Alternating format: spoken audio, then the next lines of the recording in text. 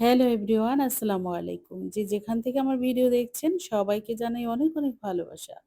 আশা করছি সবাই ভালো আছেন। আলহামদুলিল্লাহ আমিও আল্লাহর অশেষ রহমতে ভালো আছি।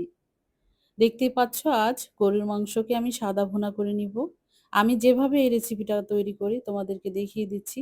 খুব সফট করে এই সাদা ভুনাটা আমি করে নিব। এখানে আমি হাড়, চবড়ি এবং সলিড মাংস নিয়েছি। প্রায় ১ কেজির মতো মাংস আমার কাছে আছে। আমি ভালোভাবে ধুয়ে পানি ঝরা দিয়ে যে পাত্রে আমি রান্না করব নিয়ে নিয়েছি। এই সাদা ভুনা করতে আমার কাছে যা যা লাগবে আমি সবকিছু একত্রে নিয়েছি। দেখতেই পাচ্ছ বেশ কিছু পেঁয়াজ কেটে নিয়েছি। প্রায় ২ কাপ পরিমাণ পেঁয়াজ কেটে নিয়েছি এখানে। আর বেশ কিছু কাঁচামরিচও নিয়েছি। শুধু কাঁচামরিচের ঝালের মধ্যেই আমার এই রান্নাটা হয়ে যাবে। আমি এখানে শুকনো মরিচ গুঁড়ো ব্যবহার করব না।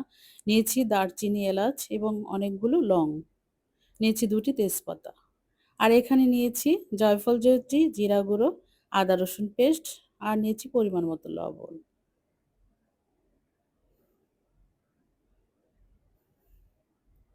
জয়ফল, জয়ত্রী আমি বেটে নিয়েছি। তোমরাও দেওয়ার চেষ্টা করবে, অবশ্যই দেওয়ার চেষ্টা করবে। আমি রসুন, আদা রসুন পেস্ট একত্রেও নিয়েছি, আবার ২ টেবিল চামচ আলাদাও রসুন বেটে নিয়েছি, দিয়ে দিলাম। আর এখানে দিয়েছি শুকনো যে লেবুটা, এটা আমার তো অবশ্যই লাগবে।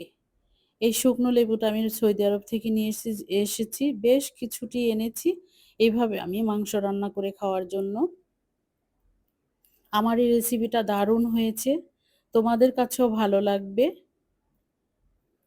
এভাবে আমি প্রায়ই করে খেয়ে দেখি। আমার কাছে ভীষণ ভালো লাগে। তোমরা একবার হলেও ট্রাই করে দেখো। আমি এটা হাতে মাখিয়ে নিচ্ছি ভালোভাবে। আমার মাখানো শেষ হয়ে গেলে আমি ১ কাপ পরিমাণ টক দই এখানে দিয়ে দিব। টক দই দেওয়ার পরে আবার আমি মাখিয়ে নিব। এরপরে এটাকে আমি ০.৫ ঘন্টার জন্য রেস্টে রেখে দিব। ০.৫ ঘন্টা পরে এসে আমি চুলাটা জ্বালিয়ে দিব।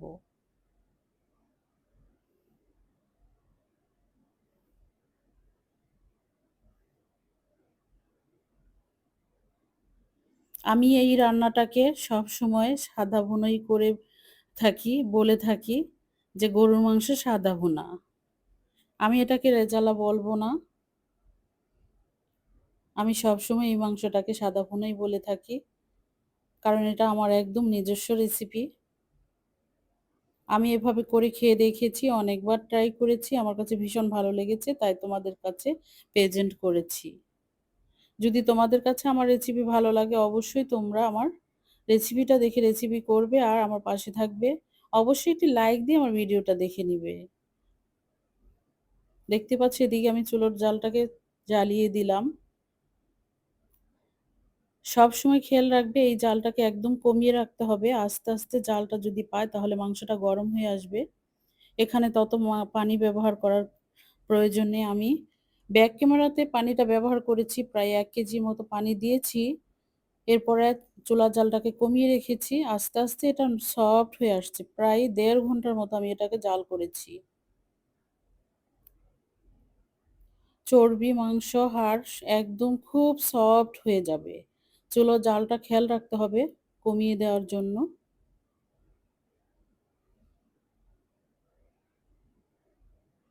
এভাবে আমি ২-৩ বার নাড়াচাড়া দিয়েছি। এরপর বাকিটা ব্যাক ক্যামেরাতে করে নিয়েছি।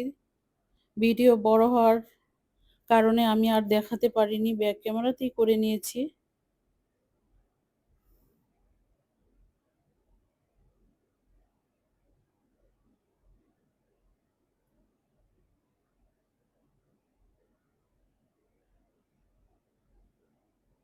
এখনই কিন্তু আমার মাংসের কালারটা খুব সুন্দরভাবে এসেছে। আমি বেশ অনেকক্ষণ মাংসটাকে কিন্তু কষিয়ে নিয়েছি। এরপরে ১ কেজির মতো গরম পানি দিয়ে দিয়েছি। অবশ্যই গরম পানি দিতে হবে।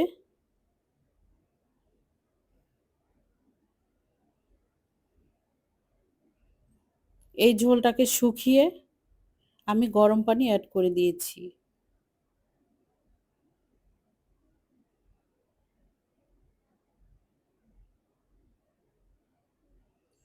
আমার ভালোবাসার ভিউয়ার্স আপু, তোমরা আমার পুরো ভিডিওটা দেখে নিবে।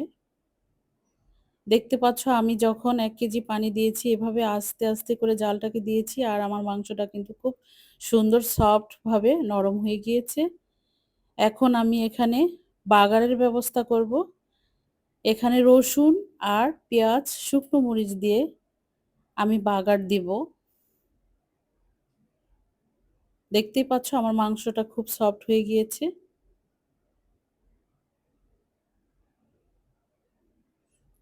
বাগার দেওয়া হয়ে গেলে আমি এটাকে পরিবেশন করব রুচি দিয়ে, পরাটা দিয়ে। দারুণ হয়, এটা ভাতের সঙ্গেও যায়, পোলার সঙ্গেও যায়। তোমরা যেভাবেই পরিবেশন করবে, ভীষণ মজাদার একটি রেসিপি আমার। এখন আমি এটাকে হালকা সামান্য পরিমাণ তেল দিয়ে ভেজে নিব। আমি কুচি, কুচি করে কেটে নিয়েছি পেঁয়াজগুলো আর রসুনটুকু আস্তই রেখেছি। বেশ কটি শুকনো মরিচ নিয়েছি। আর এদিকে আদা কুচি করে নিয়েছি, এটা আমি উপর থেকে ছিটিয়ে দেব। আমার এই রেসিপিটার সঙ্গে অবশ্যই তোমরা আদা দিবে। যখন তুমি এই মাংসের সঙ্গে কাঁচা আদাটা খাবে আর ওই গার্লিকটাকেও কামড় দিয়ে খাবে, দারুণ হবে। সবকিছুর কম্বিনেশনে মজাদার এই সাদা গরুর মাংসের ভুনাটা হয়ে থাকে। দেখতেই পাচ্ছ এদিকে মরিচগুলো ভেজে নিচ্ছি। কালার হয়ে আসলে আমি রসুন আর পেঁয়াজগুলোও দিয়ে দিব। দিয়ে দিচ্ছি পেঁয়াজ আর রসুন।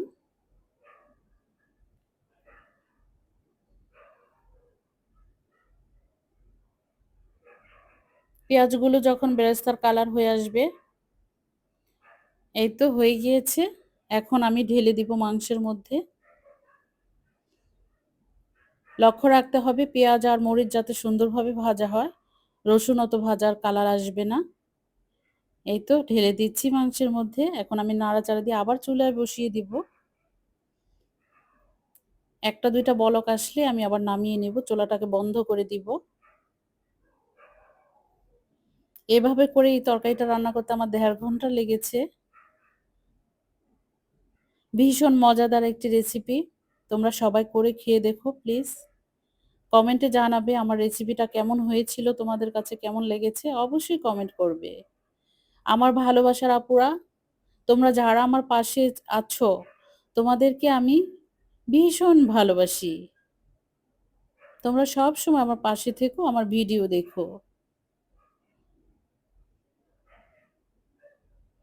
এখন আমি চুলাটাকে বন্ধ করে দিয়েছি।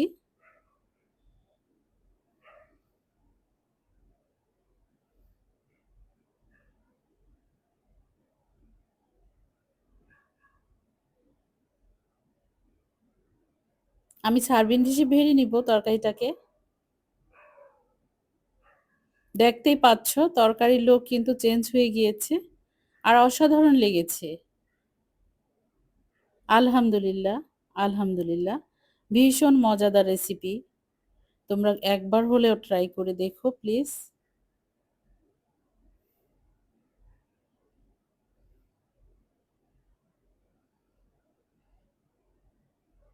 আমি পুরোটা তরকারি সার্ভিং ডিশে নিয়ে নিব।